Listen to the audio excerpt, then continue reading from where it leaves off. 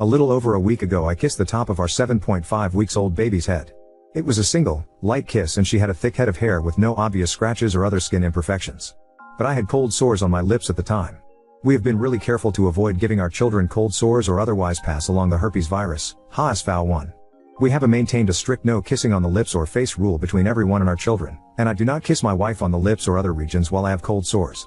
But just a few hours ago our 7.5 weeks old baby was diagnosed with HSV1.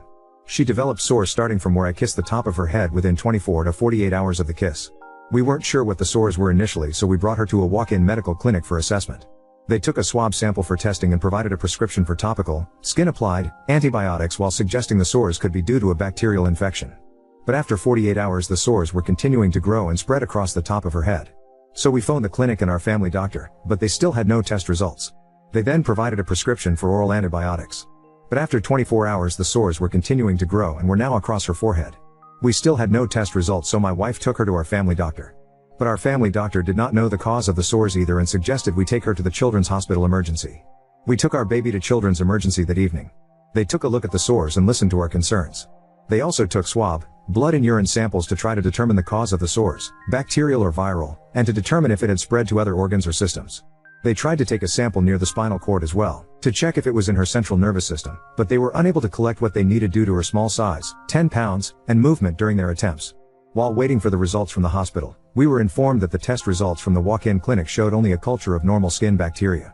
But the hospital staff told this could be due to them collecting the sample from the surface and not opening up the sore to collect. She was admitted to hospital and started on 4 antiviral and antibiotic medication.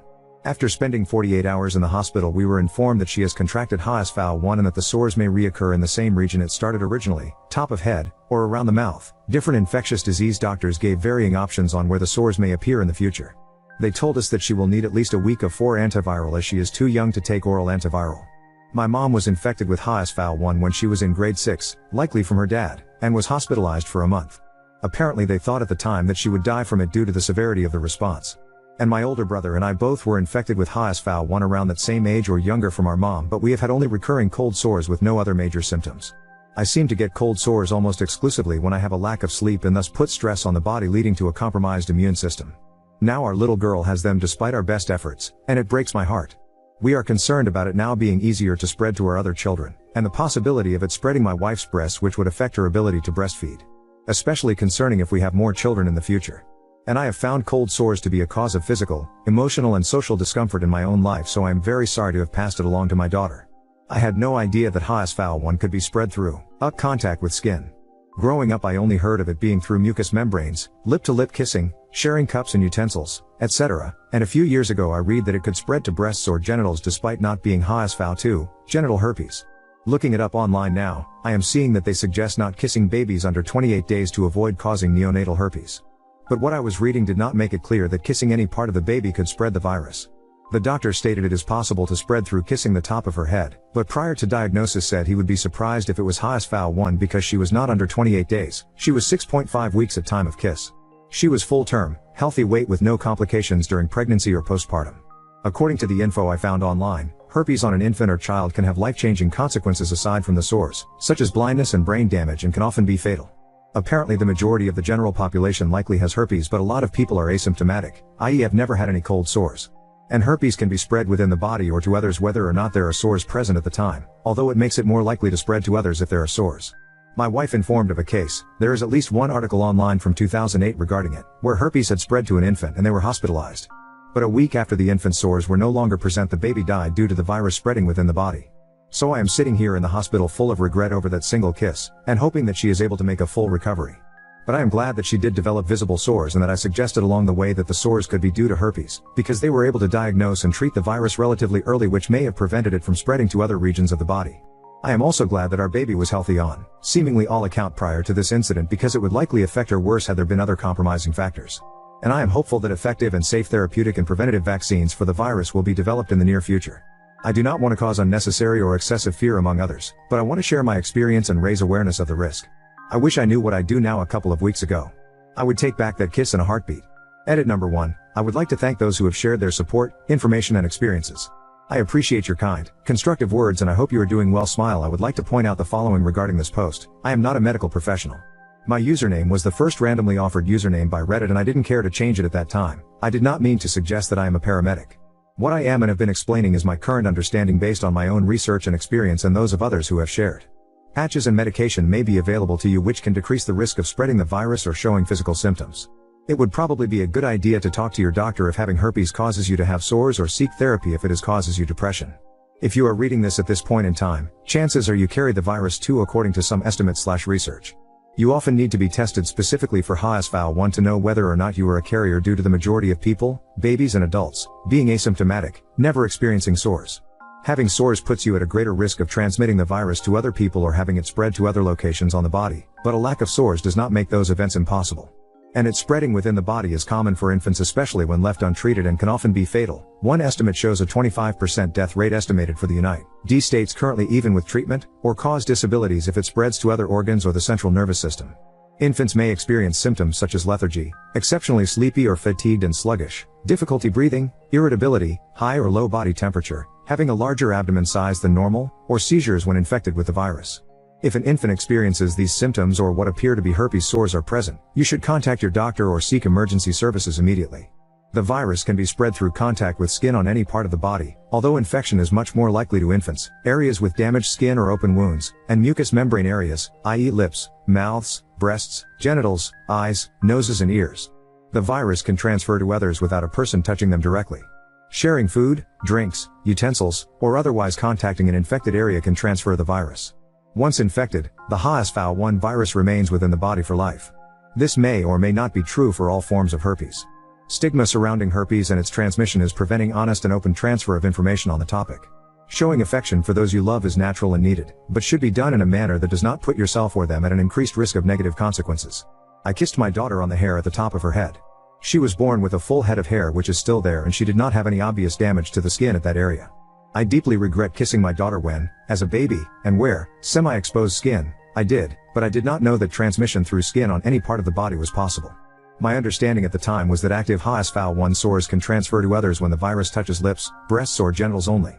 I would like to add the following points for added clarity/context. Edit number 2. I do intend on discussing management of the virus with my doctor so on to see what methods may be available, safe, and effective for me in my efforts to reduce the risk of spreading the virus. My mom kissed us on the lips frequently growing up. We would kiss her lips and share drinks with her as long as she did not have an active sore. When I was 14 years old or so I told her I did not want to kiss her on the lips anymore. She expressed her sadness regarding these wishes and said that I must not love her anymore. I do not know exactly when or how I was infected. Cold sores were sort of accepted as being normal within my family, despite my mom's extreme reaction to the virus as an older child. And until recently we had other family members insist that kissing children and babies, including on the lips, is normal and needed and that it isn't a big deal to spread cold sores. When I say that the virus spread despite our best efforts, I do not mean to say that we did everything we could have and should have done. What I mean to say is that we were actively trying to stop the spread of the virus given what we had known at the time. Myself and my wife have done some of our own research regarding the virus at different points in our lives, yet we still did not know what we do now. If the results of my actions which I have shared here is expected to you given the circumstances, I am glad. But my target audience with this post is people who may not have expected what we have experienced. Oop, thank you. My mom did mention she takes similar before and suggested it when I let her what happened. I wish I had done so before this. But I plan on seeing my doctor ASAP to discuss and see what the options are. Update 1. I shared my story here about 10 months ago. I wrote the story in the hospital the morning after our daughter was diagnosed with HSV-1 and while waiting for my wife to wake up. To summarize, I kissed the top of our 6.5-week-old baby on the top of her skull while I had a cold sore and it resulted in her being infected with herpes, HSV-1/the cold sore virus. I did not know that infection could occur through regular skin. Growing up I was only taught that it could spread through contact with the mouth or lips, and I only learned about infection being possible to genitals or breasts as an adult. Prior to the kiss, I think I may also have been unaware about the seriousness of infections to babies and was trying to prevent its spread to our children solely based on the discomfort and embarrassment I endured in my own life as a result of developing cold sores. Our daughter was provided with 4 antiviral treatment for 1 week in the hospital before we were discharged. We were given a prescription for 1 week's worth of oral antiviral medication to be taken from home, and had a follow-up appointment with the infectious disease doctor around a week after discharge. Although they were unable to take a sample of spinal fluid to check if HSV had spread to our daughter's central nervous system, they thought that the virus was likely only skin deep in her case. And we were told that we would need to come back to the children's hospital immediately if the sores presented themselves again, I assume at least until she is 1 or 2 years old. Our daughter has had 1 or 2 outbreaks of HSV-1 since we initially left the hospital. The first of those outbreaks was around 3 weeks after leaving the hospital and resulted in a hospital stay overnight, followed by about 2 months of oral antivirals to be provided from home.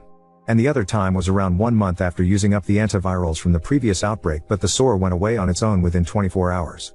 We were going to pick up antivirals for the last time, but all pharmacies were closed, so we decided to wait until the morning, but the sore was almost fully gone by the morning. Both recurrences showed up at the same location as the initial sore and kiss, top of skull. My wife met with an infectious disease doctor in February to discuss her daughter's case, and the doctor said that our baby got really lucky. There are limited treatment options, and our baby case was very minor compared to most. She seems to be a very happy and healthy baby. In my opinion, since she was about midway through her stay in the hospital, she seemed to be in a happier place and is still there as long as she isn't wanting to be held or nursed by her mom. My wife and I both agree that she has been the happiest of our babies. And she is just about to celebrate her first birthday. I have posted this story to a number of different subreddits to try to raise awareness, especially for parents or soon-to-be parents. Many users have expressed gratitude for the posts because they were unaware regarding the dangers of HSV or how infectious it is. So I am glad to have possibly helped prevent some similar or worse cases from occurring. A user also commented fairly recently on an older post of mine suggesting that I share it over and over because they think the information is valuable. So I thought I should do an update post here to help spread the info some more and give an update to anyone who saw my earlier post. You/Sudashi, my heart weeps with yours. I had a couple of miscarriages, but nothing as traumatic as a birth like yours that ended so sadly, and I still cry. Oop, I am very sorry to hear your story. But thank you for sharing, and I hope you and your family are doing okay. I appreciate the support. I hope I do not make too many mistakes or ones that are too big, but mistakes are definitely bound to happen. I do hope to make my family proud and want to keep them as happy as I can. Oop, I'm happy to help. And for sure, the shaming and stigma are also certainly a large part of the reason why it isn't talked about more. A student nurse at the hospital who helped our baby said that they are taught this info about HSV in their courses, but he mentioned stigma specifically when explaining why the general public is not being informed. Oop, eventual exposure is one thing, but I would argue that it definitely should be discussed more than it is. Exposure to babies is very serious. Neonatal herpes has about an 85% fatality rate when left untreated, and even with treatment there is currently around a 25% fatality rate in America. It can also cause blindness, brain damage, or other disabilities. My wife also sent me a study a few months ago that showed that HSV is the root cause of some cases of SIDS. We went through the public school system, took pre-delivery courses, had regular doctor visits during and after pregnancy, had 3 hospital births, read the booklet provided at the hospital, and regularly attended a baby group post-delivery. But no one or nothing mentioned HSV at all. Expect maybe the hour or 2 sex ed course they give you in school and just say to wear a condom. Now on to next story. Daughter called my husband by his first name, and now he is upset and distant after she chose someone else to walk her down the aisle at her wedding. I, F46, got pregnant with my daughter Sarah, F26, when I was in college. My parents and my then boyfriend's parents pushed us to marry, which we did. My late husband unfortunately passed away a week after our daughter's second birthday because of a heart complication that we did not even know he had. It was a very hard time for me and I went through a very bad depression. 4 years later, I met my now husband Robert, M46, on a blind date set up by a friend. He was one of my best friend's cousin. We hit it off and got married a year later. Even when we were dating, he was very hands-on with my daughter, and it did not take too long for my daughter to call him Papa. Even until we got married, and when I got pregnant 2 years into the marriage and gave birth to twins, M17 and F17, he still acted like a father to Sarah. She was even included in my husband's family reunions, and the cousin group photo shoot, that my in-laws organize every Christmas. Things took a bit of a turn when Sarah turned 18. She started calling him by his first name and both Robert and I were taken aback with the change of attitude she was displaying. I asked Robert what was that about, but he only shrugged, not knowing the reason too. I thought things would go back to normal, but she has been consistent in calling him by his first name, so I asked her if we could talk. Robert asked if he could join, which Sarah agreed. To make it short, my daughter overheard my husband talking about a Father's Day trip to his friend who owns an hostel. His friend asked him if he forgot to include Sarah since my husband only asked him to prepare 3 bedrooms. My husband replied that he planned this trip for his real children only. It wouldn't make sense if Sarah was in the trip since he wasn't her real father. This made Sarah feel betrayed and hurt because she saw him as her real dad even if she knew he was her stepdad. My husband tried to explain to her that though he loves her as a father, his love for the twins were different since they were his real children. I wanted to just shut him up because he was overusing the word real. But Sarah told us to leave her room. What made that day even more depressing was that this day was her last week with us before she leaves the country for college. Since then, every time she comes home, Sarah acts like nothing happened but continues to call Robert by his first name. Robert didn't want to add fuel to the fire and just tolerated it. And now, few years since then, my daughter announced her engagement to her longtime boyfriend. We were very happy for her as they have been dating since they were still college freshmen. 2 weeks before their wedding, we were wondering who would be walking Sarah down the aisle. I assumed it would be Robert since I thought we have moved past that incident, but no. My daughter scoffed at me when I told her about Robert walking her down the aisle. She said I thought it was obvious that Uncle Greg, my late husband's brother, would be the one to do that. Besides, I'm not his real daughter. It wouldn't make sense if he walked me down the aisle. I did not talk back, instead apologized for my ignorance and told her that I'll speak with Robert about it, since he also assumed he'd be the one to walk her down the aisle. When I told him what Sarah said, he was pissed. But I politely reminded him of the incident years ago, which made him even more upset. He said that it was long time ago and that Sarah should move on. I, who was offended for my daughter, told him that he shouldn't be upset since he doesn't see her as his real child anyway. He then got teary-eyed and told me to not speak to him. He still attended Sarah's wedding but looked visibly down. We still aren't on good terms and have been pretending in front of relatives. My daughter does not know about this and I want to keep it that way. But nevertheless, it's been a week since my daughter's wedding and Robert is still upset. He only talks to me about the twins and household stuff, but beyond that, he keeps everything to himself. I feel really bad and think he is acting this way because of me. So, without being said, Ida? Update 1. Hi guys. I'm Sarah. This is not my Reddit account. It's my cousin's, biofather's side. I apologize for any grammar mistakes and spelling errors. My cousin sent me this post, while my husband and I were packing some stuff for our honeymoon earlier, and she thought it was my mom. My cousin is one of my go-to people, so she knows every single drama in my life. We are really tight. I was skeptical at first since I would never have thought of my mother using Reddit. It's just too random. Until I read the overheard part of the post, it just brought back very good memories, hee hee hee. On top of that, I noticed that the fake names used are based on the first letter of our real names. It gave me the confirm it, ion that this is my mom. I just want to say that I don't appreciate that some of you are calling my mom an a-hole. But I also don't think it's your fault since mom left a lot of details. After I left for college in the States, a lot of things happened. My cousin, the owner of this account, was the one filling me up with updates. So, mom and Robert had a huge fight regarding me. Plus, Robert always came home late and drunk from the cockpit. The twins, well, they were shielded from the drama because they were children. They kind of separated for like a year. My mom went to live with her parents. I was always in contact with mom, and she always asked for my whereabouts. You know, normal mom stuff. She also kind of filled me in about her separation from Robert. I actually felt guilty because I knew it was because of me. Their biggest fight was when Uncle Greg, I will be using the fake names mom used to not add confusion, confronted Robert about the incident because when I arrived at my university dorm, I called to him sobbing and told about everything. Uncle Greg is the typical cool single uncle and has always been protective of us cousins, so when he learned about it, he went on full Papa Bear mode for me. Robert was kind of mad that he was getting into our business. Mom told Robert that Uncle Greg, actually my cousins and I calls him Dada because he's really like our second parent, also has a say in this since he's family, but Robert wasn't happy about it. So yeah, that insinuated a big argument that almost led to Robert and Uncle Greg having a fist fight. They were already throwing unkind words to each other, and everyone was just emotional. When I learned about what happened, like I mentioned, I felt guilty and bad. So I sent Robert an email since he doesn't use Messenger. In the email, I told him that he should apologize to mom and make things right for the twins. I did not receive any response from him, but eventually, he and mom made up after a year. I was I'd happy because I really didn't want to ruin my mom's marriage. I love my mom so much, and I'd do anything for her. You might be wondering why my mom did not initiate divorce. Well, first of all, divorce is still illegal in my country. Second, annulment is extremely expensive, and even if we were kind of well off, my mom's a physical therapist and a teacher at a university, while Robert used to be a public accountant up until I was 16 and owns a commercial space. Their pockets would have hurt, and annulment takes a lot of time to process. Today, I reached out to them, and I told them that I wanted a proper conversation because this has been long overdue. I think we all need some closure. I do want to note that I have moved on, but forgive? I don't think so.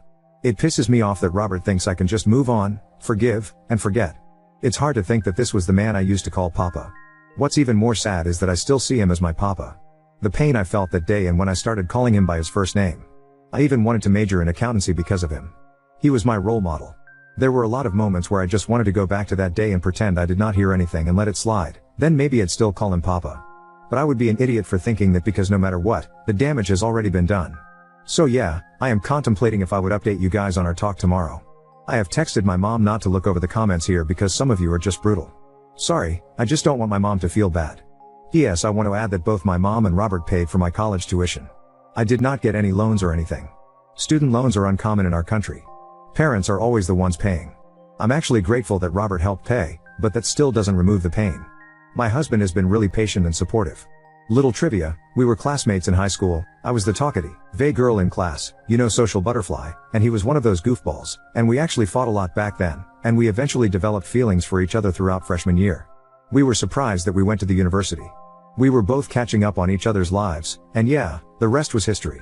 Oop mom, hello, everyone. I would like to thank everyone for your advice and comments. My daughter found and commented on my post, and we will be talking about this tomorrow. She had just messaged me earlier. I was feeling tired today and could not sleep, so I was able to write this. I also want to thank the people for calling me out. I know I'm not the best mother, but I try. But yes, I am an a-hole for tolerating him. I don't know what will happen in our talk tomorrow, but I do want everyone to have closure. I also want to add that my daughter and I do not have a strained relationship. She did not want me to walk down the aisle because then Robert would be pushing her to let him walk her too, since he thought we're a package.